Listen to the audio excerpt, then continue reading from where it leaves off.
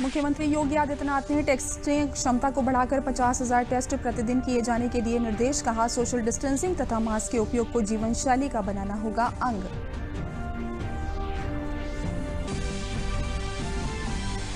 Bareilly smart city योजना पर संतोष गंगवार ने नगर निगम के अधिकारियों के संग की बैठक। स्मार्ट सिटी योजना में हो रहे धीमे काम पर जताई नाराजगी। कार्यों में तेजी लाने के दिए निर्देश।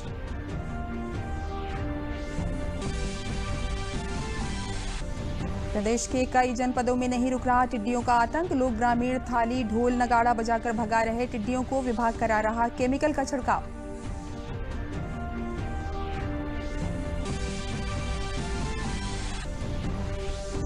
सावन का दूसरा सोमवार आज सभी मंदिरों में शिव भक्तों ने सोशल डिस्टेंसिंग के साथ किया जलाभिषेक। बिना मास्क के मंदिरों में प्रवेश वर्जित।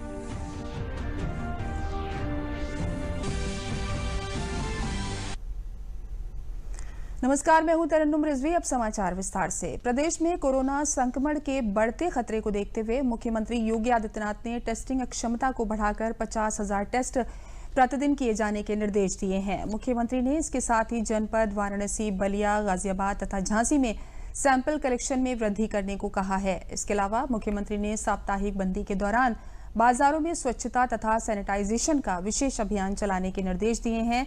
जनपद वाराणसी, झांसी, कानपुर नगर, बरेली, देवरिया, गोरखपुर, बलिया तथा आजमगढ़ में विशेष सतर्कता बरतने के निर्देश भी दिए गए हैं। मुख्यमंत्री ने कहा कि सोशल डिस्टेंसिंग तथा मास्क के उपयोग को जीवन शैली का अंग बनाना होगा।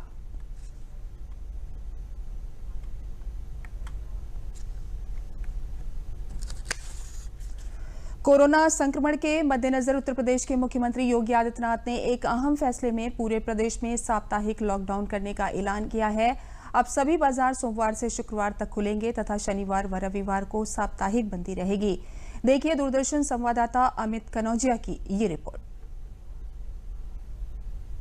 कोरोना संक्रमण को देखते हुए उत्तर प्रदेश सरकार ने एक बड़ा फैसला किया है। अब से पूरे प्रदेश में हर सप्ताह एक मिनी लॉकडाउन लागू किया जाएगा, यानी कि हर वीकेंड यानी शनिवार और रविवार को प्रदेश में पूरी तरीके से दफ्तर और बाजार बंद रहेंगे। प्रदेश में 5 दिन बाजार जो है सुबह 9 बजे से रात्रि 9 बजे तक खुले रहेंगे और शनिवार और इतवार बाजार बंद रहेंगे। सरकार ने ये अहम फैसला इसलिए लिया है ताकि जो कोरोना का संक्रमण बढ़ रहा है उसके खतरे को कम से कम किया जा सके, उस पर नियंत्रण लाया जा सके। व्यापारियों के लिए निश्चित एक अच्छा कदम है। अगर इसको हम बढ़ते हुए रूप में देखें तो आज जिस तरह से प्रदेश में कोरोना का प्रकोप बढ़ रहा है, आदरणीय मुख्यमंत्री जी द्वारा जो ये कदम लिया गया है, उठाया गया है, निश्चित एक अच्छा कदम होगा। इससे हम इस महामारी को रोकने में सफल होंगे। उन 2 दिनों में पूरे प्रदेश में सैनिटाइजेशन किया जाएगा, साथ ही संचारी रोगों को रोकने के जरूरी रोकथाम वाले कदम उठाए जाएंगे। गवर्नमेंट ने जो 2 दिन का वीकेंड लॉकडाउन करने का सोचा है, ये काफ़ी सराहनीय है। इससे निश्चित तौर पे कोविड को रोकने में काफ़ी मदद मिलेगी हमें, और ये गवर्नमेंट का डिसीजन हम बिल्कुल पूरी तरीके से सपोर्ट करते हैं। प्रदेश सरकार के इस फैसले का लखनऊ के व्यापारियों ने स्वागत किया है। एक सराहनीय कदम है। इससे पब्लिक को भी लगेगा, हमें भी लगेगा कि आराम मिले, एक थोड़ा सा कोरोना से वो निजात मिलती है कि इससे दूरी बनी रहेगी, और इसमें हमें फ़ायदा दिख रहा है। इससे कस्टमर ये होगा, इसको जो भी चाहिए वो अपना 5 दिन के अंदर सामान ले लेगा और 2 दिन आराम करेगा वो। और हम भी ये भी चाहते हैं कि दुकानों पे भीड़ न लगे और कस्टमर अपना सामान आराम से ले ले। प्रदेश सरकार के इस फैसले का लखनऊ के व्यापारियों ने स्वागत किया है। कैमरामैन रामजी वाजपेयी के साथ अमित कनौजिया, दूरदर्शन न्यूज़, लखनऊ। कोविड-19 संक्रमण को फैलने से रोकने के उद्देश्य से पूरे प्रदेश में 2 दिन का लॉकडाउन सरकार द्वारा किया गया। इसको प्रभावी रूप से लागू कराए जाने के लिए गाजियाबाद पुलिस एवं प्रशासन द्वारा जनता को इस लॉकडाउन का पालन करने की अपील की गई है। मुख्यमंत्री के आदेश अनुसार पूरे जिले में सैनिटाइजेशन और सफाई का कार्य करवाया जा रहा है। इस कार्य के लिए जिले की फायर ब्रिगेड गाड़ियों की सहायता ली जा रही है। पुलिस द्वारा सघन चेकिंग अभियान चलाया जा रहा है और लॉकडाउन का उल्लंघन करने वालों के खिलाफ सख्त कार्रवाई भी की जा रही है। जनपद में कई मुख्य मार्गों पर बैरिकेडिंग लगाकर पुलिस द्वारा चेकिंग की जा रही है और केवल आवश्यक सेवाओं से जुड़े लोगों को ही आने जाने की इजाजत दी जा रही है। केंद्रीय मंत्री जनरल वी.के. सिंह ने कहा कि जिले में कोविड-19 की टेस्टिंग को भी काफी बढ़ाया जा रहा है, जिससे कि अधिक से अधिक लोगों की जांच की जा सके और उनका इलाज कराया जा सके।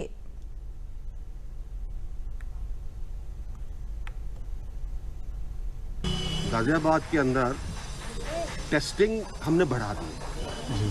जैसे कल 4000 लोगों की टेस्टिंग हुई और अब तक जो टेस्टिंग होती है उसका एक नतीजा ये रहा है कि 7 से 8% लोग बाग संक्रमित पाए जाते हैं, चाहे वो सिम्टम्स दिखे या ना दिखे। तो इसलिए जितनी ज़्यादा टेस्टिंग होगी उतने आपको केस ज़्यादा दिखेंगे, लेकिन साथ साथ हमारे जो लोग ठीक होकर जा रहे हैं वो दर तकरीबन 60% है और एक बहुत बड़ी चीज़ है।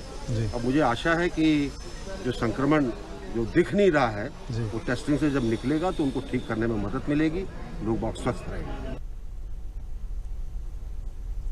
केंद्रीय श्रम एवं रोजगार मंत्री संतोष गंगवार ने नगर निगम बरेली के अधिकारियों के साथ बैठक कर स्मार्ट सिटी योजना का हाल जाना। उन्होंने स्मार्ट सिटी योजना में हो रहे कामों की गति धीमी होने पर नाराजगी जताई एवं योजना के कार्यों में तेजी लाने के निर्देश दिए हैं। केंद्रीय मंत्री ने स्मार्ट सिटी योजना के तहत शहर के बीचों बीच बने अर्बन हार्ट का स्वरूप बदलने और उसके स्थान पर नई योजना लाने के निर्देश दिए हैं। उन्होंने कहा है अर्बन हार्ट के पास जमीन काफी मात्रा में है जिसका प्रयोग अन्य योजनाओं के लिए किया जा सकता है। उन्होंने अर्बन हार्ट के स्वरूप को बदलने के लिए जनप्रतिनिधियों से भी सुझाव मांगे हैं।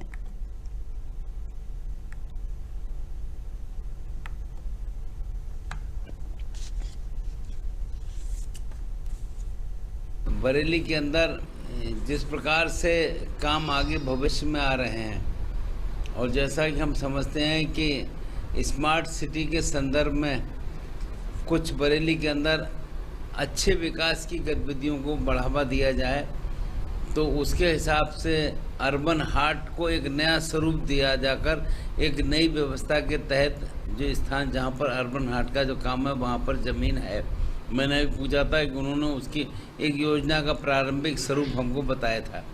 मैंने अभी उनसे कहा है कि सारे जनप्रतिनिधियों के साथ अगले सप्ताह में इसमें बैठिए और इसमें क्या क्या हमारी व्यवस्थाएं हैं और क्या क्या हम उसमें जोड़ना चाहते हैं और हम भविष्य की क्या योजना बनाना चाहते हैं। तो एक करीब 100 करोड़ की एक योजना उनके दिमाग में है जो प्रस्तावित की गई है।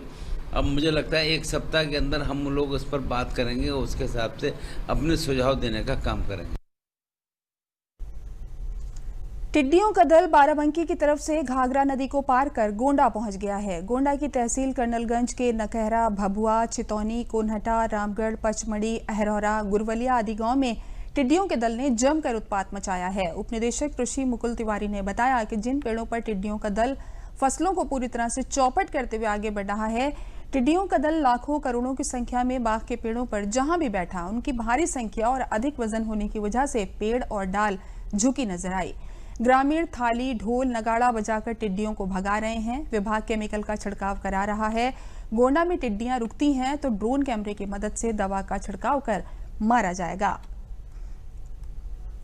टिड्डियों का दल कल लखनऊ से बाराबंकी होते हुए रात में कर्नलगंज तहसील के और विकासखंड में 9-10 गांव में लैंड किया था और उसमें विभाग द्वारा कल 6 स्प्रेयर, 3-4 गाड़ियां चली थी फायर ब्रिगेड की और गन्ना विभाग से कुछ स्प्रेयर्स यूज़ किए गए थे। तो रात में तो इनमें 9-10 गांव में स्प्रे करके टिड्डियों को मारा गया। कुछ पेड़ों पे टिड्डियां अवशेष रह गई जो बीच खेत में पानी भरा है और यूकेलिप्टस पे बैठी हुई हैं और उनको अभी दिन में वो अब उड़ने लगी हैं जो आगे बढ़ रही हैं। खेत में कुछ ही खेतों में लैंड की हैं जो खाली हैं या गन्ने के खेत थे, लेकिन बहुत ज़्यादा नहीं है, मुश्किल से 2-4-6% का वो भी उड़ गई हैं।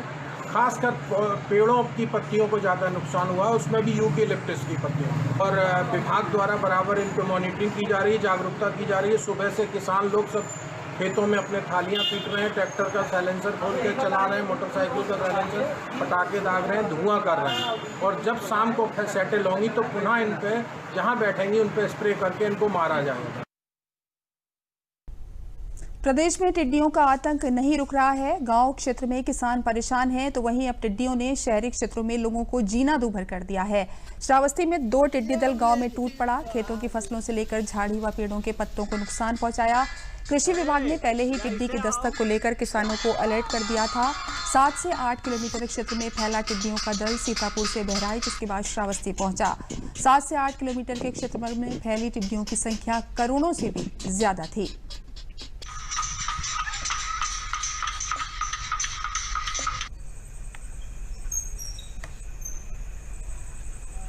टिड्डियों का झुंड आया। हम लोग परेशान हो गए, फिर खेतों में गिरने लगी, खेत को चरने लगी।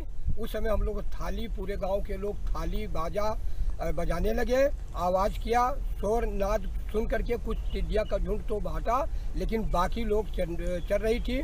जब देखा कि फसल का नुकसान बहुत हो रहा है तो जिला प्रशासन को फ़ोन किया गया। जिला कृषि अधिकारी, TPO और जिला उद्यान अधिकारी मौके पर पहुंच गए। आकर के संचित राम वर्मा ग्राम प्रधान गिलौली की सहायता से उन्होंने उनकी मशीन मंगवाया और मशीन में दवा डलवा करके पूरे गांव में के खेतों में छिड़काव कराया, जिससे टिड्डियाँ नियंत्रित हो गई। और नियंत्रण होने के बाद हम लोग को तब शाम को राहत। अब इस समय अगर कहीं टिड्डी बैठती हैं तो उन पर मतलब कि छिड़काव रसायन का पूरे तरीके से करते हुए उनको ख़त्म करने का प्रयास किया जाएगा। इसके लिए हमारे पास 2 अग्निशमन बसें हैं और इसके बाद में माउंट स्प्रेयर हमारे पास 4 हैं लगभग, और वो हमारे साथ चले। जैसा कि अभी एक गया है अग्निशमन यंत्र, और इसके बाद में जो भी कार्रवाई होगी वो हम करेंगे। लखनऊ में टिड्डियों के प्रकोप को जिला प्रशासन द्वारा भगाने का काम किया जा रहा है। इसमें जन सहभागिता भी प्रशासन को मिल रही है। लोग सावधानी बरत रहे हैं कि इन्हें किसी भी रूप में अपने पेड़ों पर, घरों पर बैठने न दिया जाए। पुराने लखनऊ में बड़ी संख्या में ये टिड्डियां सुबह ही प्रवेश कर गई थी, जिसे प्रशासन द्वारा सायरन, डीजे सिस्टम या अन्य माध्यमों से भगाने का काम किया जा रहा है। जनेश्वर मिश्र पार्क सहित सभी पार्कों में लगे सभी स्पीकर को तेज करने के लिए LDA ने निर्देश दिए हैं, क्योंकि ये कीड़े ज्यादातर पार्क या ग्रीन बेल्ट में ही अटैक करते हैं। लखनऊ के सभी मंदिरों में लगे स्पीकर को भी टिड्डियों को देखते ही तेज करने को कहा गया। टीम टिड्डियों के साथ साथ डीजे सिस्टम, पुलिस की सायरन गाड़ियों से भगाने का काम किया जा रहा है।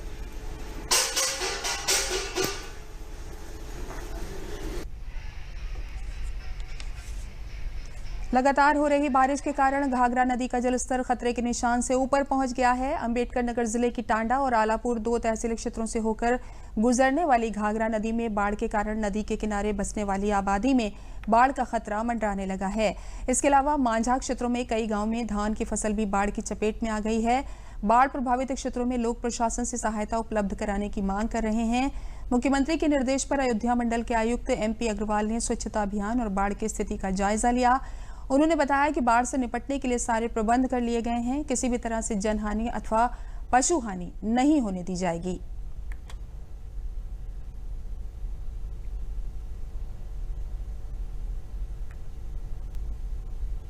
मेनली कोरोना के लिए और संचारी रोग के लिए तथा बाढ़ नियंत्रण के लिए माननीय मुख्यमंत्री जी ने निर्देशित किया है सभी उच्च अधिकारियों को कि अपने अपने जिलों में जाएं। अम्बेडकर नगर जिला मुझे अलॉट किया गया, तो अभी हम आपके सामने टांडा देखते हुए आए हैं। टांडा में साफ सफाई की व्यवस्था की कमी पाई गई, तो EO को और SDM को निर्देशित किया गया है कि वो अच्छे से सफाई कराएं। और इतफाकगंज में भी वहाँ पे भी सफाई की व्यवस्था उतनी सुदृढ़ नहीं थी, छोटा वाला है, लेकिन फिर भी वहाँ पे भी सफाई की आवश्यकता थी। अभी आपके सामने उन्होंने बाढ़ का पॉइंट देखा है, यहाँ पे लगभग 10 गाँव बाढ़ से प्रभावित होते हैं। वैसी कोई मेजर समस्या नहीं। सभी को निर्देशित कर दिया गया है किसी प्रकार की जनहानि या पशु हानि नहीं होगी। मौका लगते ही और समय रहते ही उनको शिफ्ट कर दिया जाएगा तथा जो भी राहत की सामग्री है जैसे कि खाद्यान्न है वो सब उपलब्ध कराया जाएगा और किसी को कोई समस्या नहीं आएगी। पूरे देश में लखनऊ के मलिहाबाद का आम मशहूर है। इस बार आम के सीजन में किसानों को मौसम की मार झेलनी पड़ी। इसके कारण किसानों को फसल ज्यादा पैदावार होने के बावजूद बीमारी लग जाने के कारण आम का उचित मूल्य नहीं मिल सका। मलिहाबाद क्षेत्र में लोगों का मानना है कि आम की फसल के साथ में ही बाग में अन्य फसलों की खेती भी की जाए तो किसानों की आय 2 गुना हो सकती है। लखनऊ के मलिहाबाद क्षेत्र का आम पूरे देश में सप्लाई किया जाता है और ये आम का सीजन है।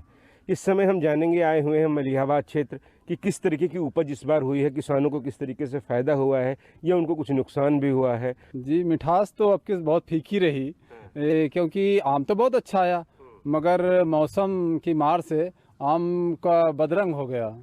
और ये कहना चाहिए कि किसी प्रकार का कंज्यूमर की उसकी थाली में कायदे की ढंग से नहीं पहुंच पाया और किसानों को भी बहुत नुकसान हुआ। आने वाले टाइम में देखा जाए इस समय 5 से 10 रुपए किलो के बीच से आम बिक रहा हुआ है। इस बार क्या कुछ कमी आई है आम में? स्टैंड देख सकते हैं, अभी आप हमें समझा रहे थे, आमों में क्या कुछ कमी है? आम में ये ब्लैक स्पॉट, काले जो धब्बे पड़ गए हैं, यही एक जो है ये है, इसको आदमी खाने के लिए पसंद नहीं कर रहा है और ये एक मौसम की वजह से ये गड़बड़ हुआ है। देखिए, अगर बात करें मलिहाबाद में तो फ्लावरिंग काफ़ी अच्छी हुई थी आम की, लेकिन उसके पश्चात इसमें काफ़ी मौसम का विपरीत प्रभाव पड़ा फसल पे। तो जिस हिसाब से फलों का सुंदर आना चाहिए था वो लुक नहीं आ पाया। लुक ना आने के कारण इसमें क्या हुआ, मार्केट रेट किसानों को ना मिल पाया। ठीक है, और यहाँ पे सबसे बड़ी समस्या किसानों के लिए ये है कि हम किसान प्रोडक्शन तो इसका कर लेते हैं और मंडी में भी जो है लोकल भेज के उसका बाहर सप्लाई करवा देते हैं, लेकिन इससे किसानों को वो आमदनी नहीं हो पाती। अगर यहाँ पे मलिहाबाद क्षेत्र में कोई प्रोसेसिंग यूनिट डाल दी जाए तो इससे ज़्यादा किसानों को जो है फ़ायदा होगा। और किसान जो यहाँ से माइग्रेट कर रहे हैं तो वो माइग्रेट नहीं करेंगे कि आम का काम कुछ किसान ऐसे हैं जो बिल्कुल करना ही नहीं चाहते हैं। वो दूसरे केवल लेबर्स के ऊपर डिपेंड हैं कि उनको फसल बेच दी और फसल बेचने के बाद उसकी तरफ कोई ध्यान ही नहीं देते हैं। लेकिन अगर यहाँ पे कोई प्रोसेसिंग इंडस्ट्री डाल दी जाए तो वो जो माइग्रेट किसान किसी और बिज़नेस की तरफ या किसी और मार्केट में कर रहे हैं अपना पैसा इन्वेस्टमेंट, तो वो इसकी तरफ ध्यान देने लगेंगे। इससे क्या होगा, किसानों की आय भी दोगुनी हो जाएगी।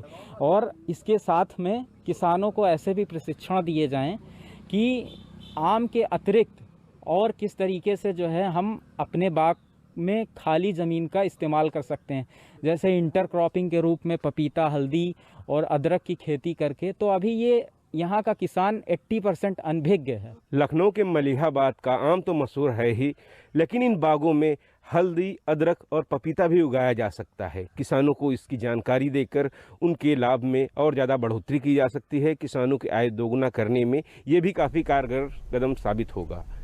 कैमरामैन दिनेश सिंह के साथ विकास सिंह, डीडी न्यूज़, लखनऊ।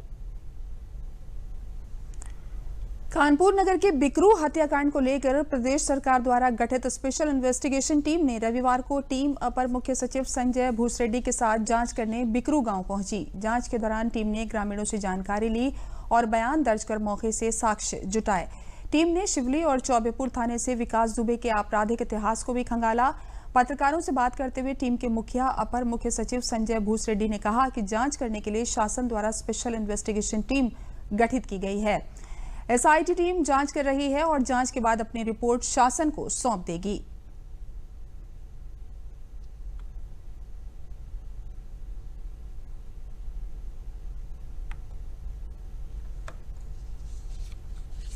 हम लोगों को जो एसआईटी बनी है इन्वेस्टिगेशन करने के लिए बनी है, जांच करने के लिए बनी है।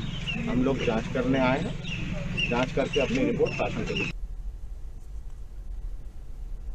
वाराणसी में सावन महीने के दूसरे सोमवार को बाबा विश्वनाथ का दर्शन करने व जल चढ़ाने आने वाले श्रद्धालुओं को पुलिस कर्मियों द्वारा कड़ाई से सोशल डिस्टेंसिंग का पालन व थर्मल चेकिंग तथा हैंड सैनिटाइजर का इस्तेमाल कराया जा रहा है। दर्शनार्थी ने मंदिर प्रशासन द्वारा की गई व्यवस्था की तारीफ की। वाराणसी में वैसे तो हर सावन में देश के तमाम हिस्सों से दर्शनार्थी आते थे, लेकिन कोरोना महामारी के असर के चलते इस बार यहां सिर्फ वाराणसी के लोकल श्रद्धालु ही दर्शन करने व जल चढ़ाने आ रहे हैं।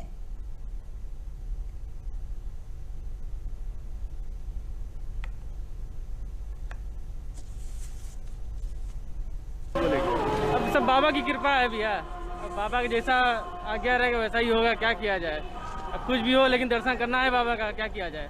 सोशल डिस्टेंसिंग का पालन हो रहा है और सैनिटाइज का प्रयोग करवा रहे हैं और जल चढ़ाने के लिए दूर से और कोई शिवलिंग को छूने भी नहीं दे रहा है और चंदन भी हम लोग अपने से लगाए हैं।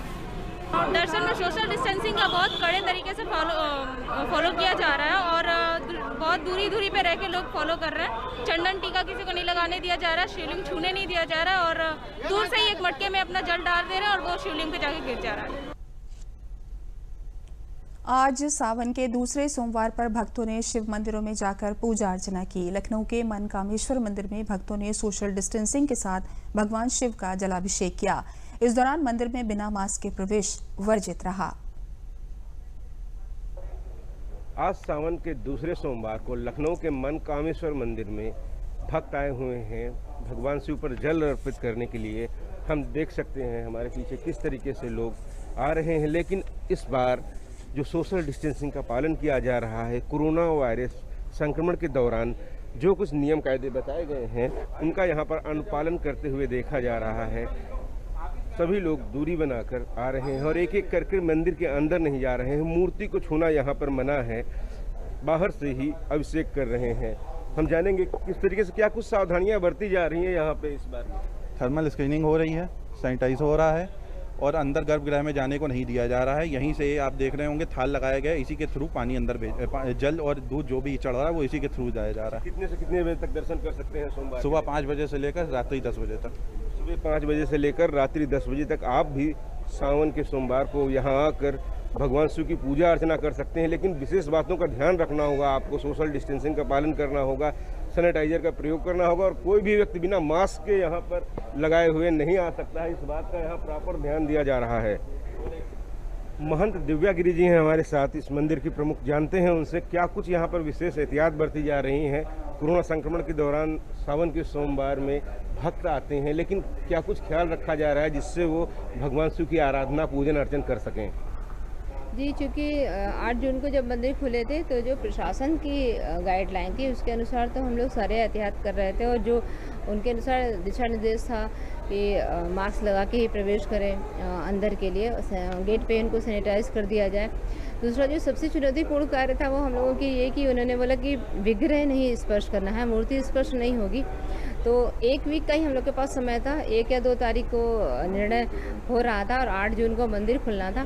तो वो थोड़ा सा चुनौतीपूर्ण कार्य था, परंतु जब पूर्ण हुआ और 8 जून को जब मंदिर खुला, दर्शनार्थियों ने दूर से ही 7 फीट की दूरी पे एक वैकल्पिक व्यवस्था है अंदर जल चढ़ाने की। आप जब बाहर एक आर्टिफिशियल अर्घा है उससे जब जल होते हुए भोलेनाथ पे आता है तो वो आवश्यक था। वो सबसे महत्वपूर्ण बात यही थी कि अगर गर्भगृह बहुत ही कम स्पेस था और अगर वहाँ पे कोई पुजारी या भक्त खड़ा होता है तो वो शायद आधा गज की भी दूरी नहीं होती और 2 गज की दूरी पे खड़ा होना थोड़ा मुश्किल था, परंतु वो बहुत ठीक है। वो दूर से ही जल चढ़ाते हैं, जल चढ़ाने के बाद में दूसरे गेट पे प्रार्थना करते हैं, उसके बाद वो बाहर जाते हैं। तो मुझे भी लग रहा था कि ये ऐसा कार्य, क्योंकि जो व्यवस्था है, परंपरा है, वो उसमें तो गर्भगृह में जाना था। तो हमने भी जानने की कोशिश करी भक्तों से कि जो दूर से जल चढ़ा रहे हैं आप लोगों को कष्ट तो नहीं हो रहा। तो कुछ की जो फीडबैक था वो बहुत बेहतरीन था। उन्होंने बोला कि अब पूरा विग्रह अच्छे से दिखता है, पहले फूल और पत्ती हो जाती थी तो वो ढक जाते थे, ढंग से दिखते नहीं थे। तो ये महत्वपूर्ण बात है, अगर आपको सारा कुछ प्रतिबंधित कर दिया जाए फिर भी आपको शांति मिल रही है, यानी ये बड़ी बात थी। मंदिर में महिलाओं और पुरुषों की अलग लाइन लगाई गई है।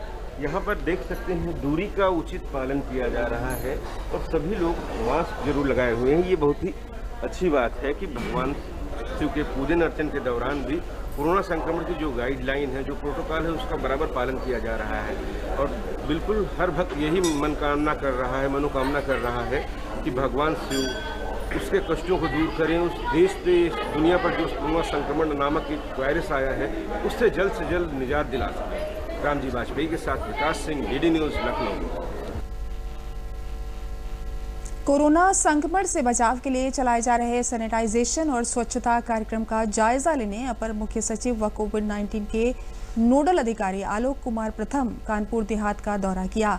इस दौरान आलोक कुमार प्रथम ने अकबरपुर कस्बे व कुच्छी गांव का निरीक्षण कर साफ सफाई व्यवस्था का जायजा लिया। नियमित साफ सफाई व दवा छिड़काव के बारे में कस्बे वासियों से जानकारी ली। इस मौके पर अपर मुख्य सचिव ने ग्रामीणों को कोरोना संक्रमण से बचने के लिए जागरूक करते हुए मास्क व भीड़ भाड़ वाले स्थानों से दूर रहने की अपील की। इसके अलावा आलोक कुमार ने कानपुर देहात में चल रही फैक्ट्रियों का निरीक्षण कर वहां काम कर रहे श्रमिकों के लिए कोरोना बचाव के उपायों का निरीक्षण किया। उन्होंने सैनिटाइजेशन मशीन, मास्क सहित अन्य सुरक्षा मानकों का पालन करने के निर्देश दिए।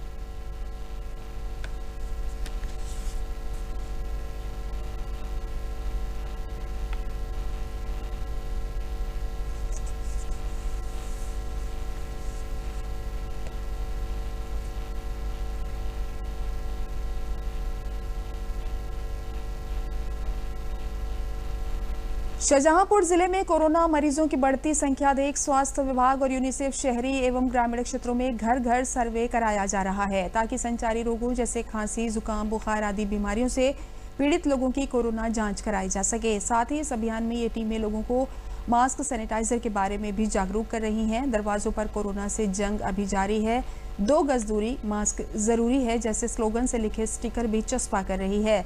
मुख्य चिकित्सा अधिकारी डॉक्टर MP गौतम ने विभागीय मीटिंग के दौरान बताया कि जनपद में टीमों द्वारा शहरी और ग्रामीण क्षेत्रों में एरिया में घर घर जाकर सैंपल लेने का काम कर रही है।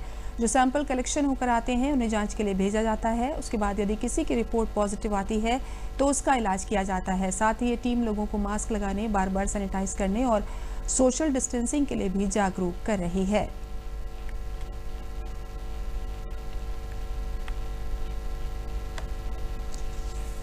जो फैलाव हो रहा है कोरोना का, उससे हम कैसे निपटें, कैसे उसको रोकें कि और लोगों को संक्रमित ना करें, इसके लिए जागरूकता की ज़रूरत है।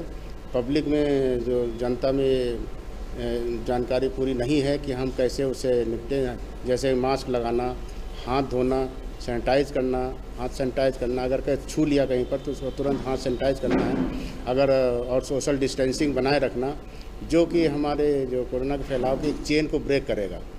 और जहाँ पर केस निकलता है वहाँ पर लॉकडाउन की प्रक्रिया होती है 14 दिन की, उसका पूरी तरीके से लागू कराना है। और जो नॉन कंटेनमेंट जोन है उनका पहले कंटेनमेंट जोन, उसके बाद फिर नॉन कंटेनमेंट जोन का सर्वे कराना है। स्वास्थ्य विभाग की टीम आई है, कोरोना के बारे में जांच की गई है।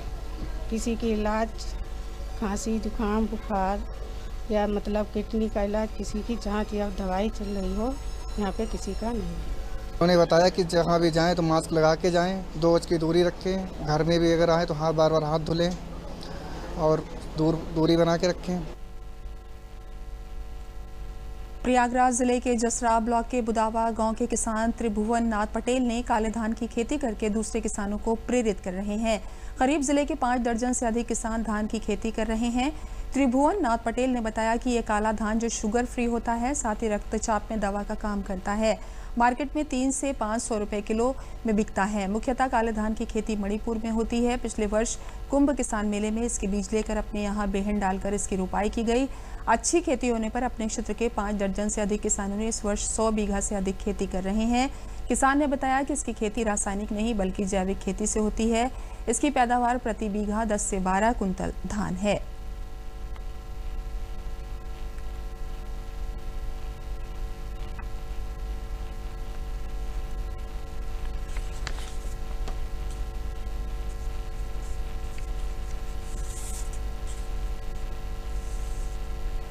बाराबंकी जिले में एक महिला की ईमानदारी देख जिले के कप्तान इतने प्रभावित हुए कि उन्होंने खुद उसकी मदद का बीड़ा उठा लिया। एसपी ने अपने फेसबुक अकाउंट से जमीन अभी जिंदा है लिखकर महिला के समर्थन में एक पोस्ट करके उसकी मदद की अपील की। इस महिला की गन्ने की पेराई करने वाली मशीन कुछ दिनों पहले चोरी हो गई थी, जिससे उसका रोजगार छिन गया था। महिला ने इसकी शिकायत स्थानीय पुलिस से लेकर जिले के पुलिस अधीक्षक तक की, जिसके बाद एसपी ने उसकी मदद करते हुए उसे दूसरे गन्ने की मशीन उपलब्ध कराई। महिला ने अपनी मशीन न होने की बात कहते हुए एसपी को वो मशीन वापस कर दी। पूर्व IAS अनिता भटनागर जैन, जिलाधिकारी doctor Adarsh Singh, SP doctor Arvind Chaturvedi, CDO Medha Rupam के साथ फैजुल्लागंज गांव पहुंची और सभी ने एक नई पहल करते हुए जन सहयोग से किस्मतुल को रोजगार के लिए गन्ना पेराई की मशीन उपलब्ध कराई। महिला की मदद करने पहुंची रिटायर्ड IAS अनिता भटनागर जैन ने बताया कि उन्हें जब इस बारे में जानकारी मिली तो वो इस महिला की मदद करने के लिए चली आई। मेरी आज बहुत मदद हुई, कप्तान साहब भी आए और ये मंडी चौकी इंचार्ज भी आए और बहुत लोग, सारे लोग आए। ये मशीन के साथ साथ आए, पैसे भी दिए, नाश्ता का भी सारा उन्हीं का इंतजाम था। जो भी हुआ हमारा 1 रुपया भी नहीं खर्चा हुआ और वो इंतजाम से और पैसे भी दे के गए। शिकायतकर्ता के रूप में मतुल से 16 जून 2020 को कार्यालय में मुलाकात हुई थी। इसकी गन्ने की मशीन चोरी हो गई थी, उसका काफ़ी प्रयास किया, उसका मुकदमा भी पंजीकृत किया गया, लेकिन इसकी बेबसी को देखते हुए इसके पति की वही रोजी रोटी थी। हम लोगों ने तय किया कि इसको हम एक पुरानी गन्ने की मशीन सहयोग से खरीद कर दें। उसमें बहराइच का वो व्यक्ति जिस पर इसने शक किया था, उसके गांव के पूर्व प्रधान ने आर्थिक सहयोग दिया, मैंने स्वयं भी दिया, हमारे चौकी इंचार्ज ने दिया। इसके बाद एक छोटा सा पोस्ट मैंने लिखा सोशल मीडिया पे, ज़मीर अभी ज़िंदा है, क्योंकि इस महिला की जो खुददारी थी, ये चाहती तो वो पुरानी मशीन बड़े आराम से ले सकती थी। पुलिस प्रशासन पूरी तरह से इसके पक्ष में था, लेकिन शक के आधार पर जब इसे मालूम पड़ा कि ये मशीन हमारी नहीं भी हो सकती है, तो इसने कुरान पर कसम खा के दोज़ख जाना स्वीकार नहीं किया। ये इसकी खुददारी थी।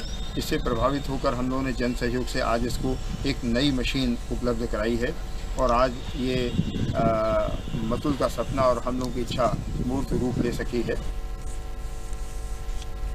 इसी के साथ समाचार समाप्त हुए। नमस्कार।